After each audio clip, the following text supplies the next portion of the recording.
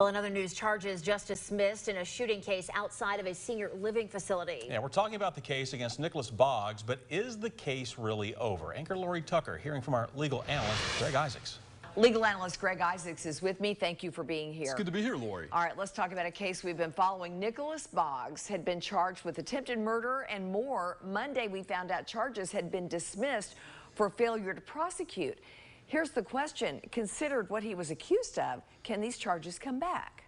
Lori, a great question, and let's talk about how the criminal justice system works. Boggs was in General Sessions Court. That's a court to determine if there's probable cause, which is a 50-50 standard, a criminal offense has been committed. Okay. If the judge finds probable cause, it's bound over to the Knox County grand jury. And no one can go. 13 people meet in secret. Every state except 2 has a grand jury. So you hear the witnesses for the state, the prosecutors, and if a true bill comes out, which it does 99% of the time, we go to criminal court. But let's say you have a good defense lawyer in Sessions Court, you have a hearing, no probable cause, it's dismissed, client's elated. What happens?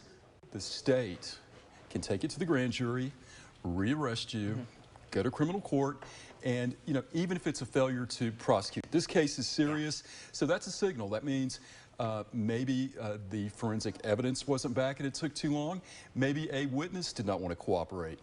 But he can be charged, rearrested in criminal court, and have to make another bond, and then the process starts all over again. Okay, let's go over the seriousness of this. This happened at a senior living facility on North Shore Drive. The woman was shot at, one of the residents there, allegedly shot at, and had to be terrifying for her, and these charges were filed. Right. So, and here's when a case is dismissed for failure to prosecute, often a witness has moved, does not want to show up, does not want to cooperate, or there's some unknown delay. But if you're that lawyer, oftentimes, Lori, you don't want it dismissed.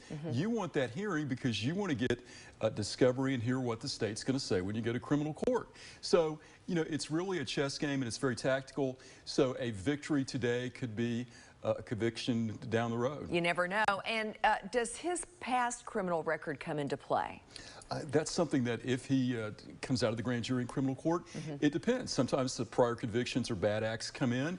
Often it's a balancing test for the judge. You look at factors such as, was it a felony within 10 years or is it a prior bad act that's related to this crime? But really a lot goes into play. But Lori, if you've ever been to Sessions Court, which I'm sure someone like you has not.